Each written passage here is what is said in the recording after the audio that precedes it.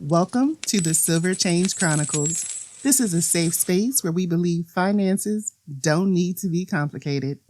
Today, we're going to discuss credit utilization. Experience states your credit utilization rate is the percentage of available credit that you're using on your revolving accounts. Revolving account means the borrower has a steady source of credit that can be used for purchases and paid back multiple times. Basically, things like credit cards, personal lines of credit, and home equity lines of credit, also known as HELOCs. This is also known as your revolving credit utilization. It does not include things like mortgages or auto loans.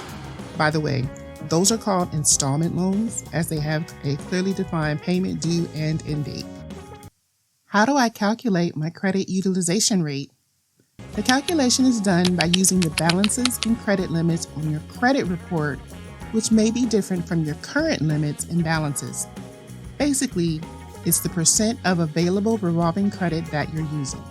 For example, you have one credit card with a $3,000 limit and one with a $7,000 limit. Your total credit limit is $10,000. Say you've used $2,000 on one card and $4,000 on the other, so you've used $6,000 altogether. 6,000 divided by 10,000 equals 60%.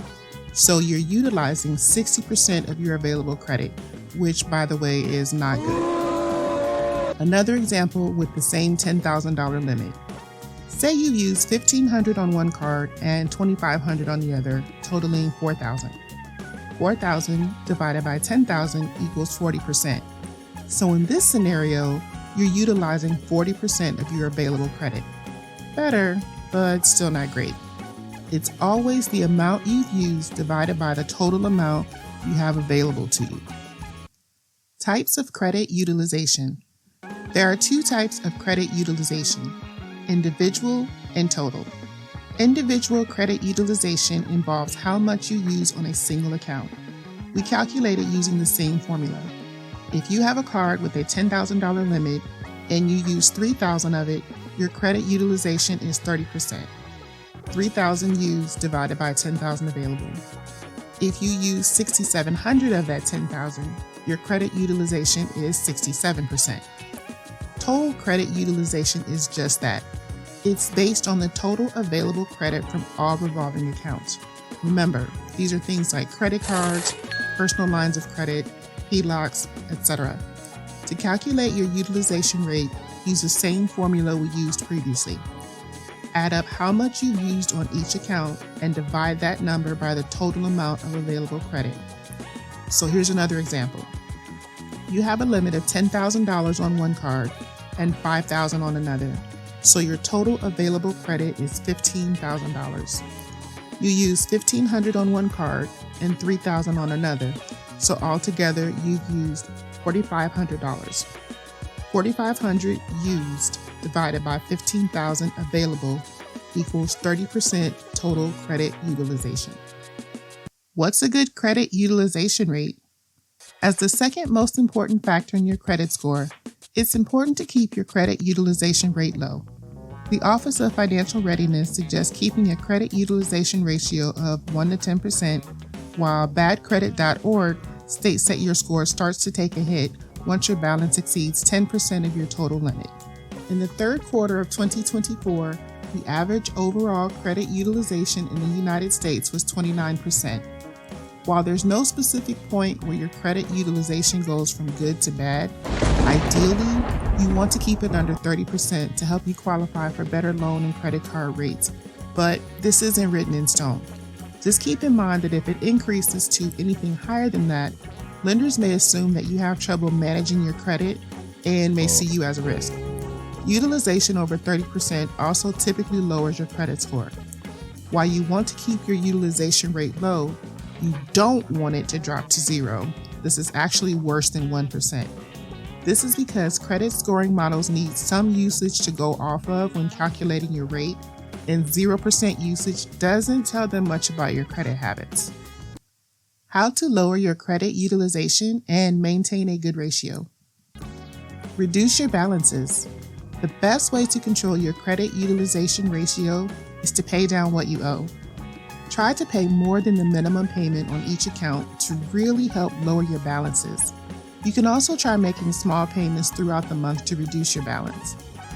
Avoid closing old credit cards. If you close an old card, you lose that card's available credit, lowering your overall available credit and increasing your overall utilization. Increase your credit limits. Sometimes credit providers do this automatically. Other times you may need to contact them to request an increase. Be prepared for a possible credit inquiry when doing this. And if you receive an increase, don't spend it. Use an installment loan to consolidate revolving debt. You may be able to use a personal loan or a home equity loan to consolidate revolving credit card debt. This will help lower your utilization rate while providing a fixed interest rate and set repayment period. Open new lines of credit. Getting a new credit card or line of credit increases your overall available credit. Many also offer intro bonuses such as 0% interest on balance transfers. This would allow you to pay down and pay off existing balances more quickly. Monitor your spending. Keeping track of how much you're charging can go a long way in keeping your credit utilization low. So, to sum it up, credit utilization rate is the second most important factor in your credit score. There are two types of credit utilization: individual and total utilization.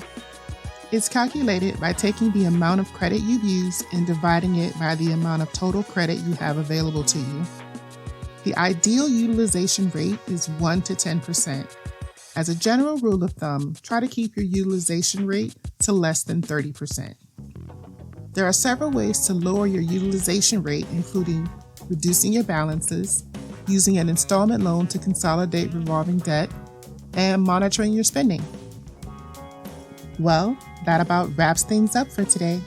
If you haven't seen it yet, check out our last episode where we broke down everything about your credit report.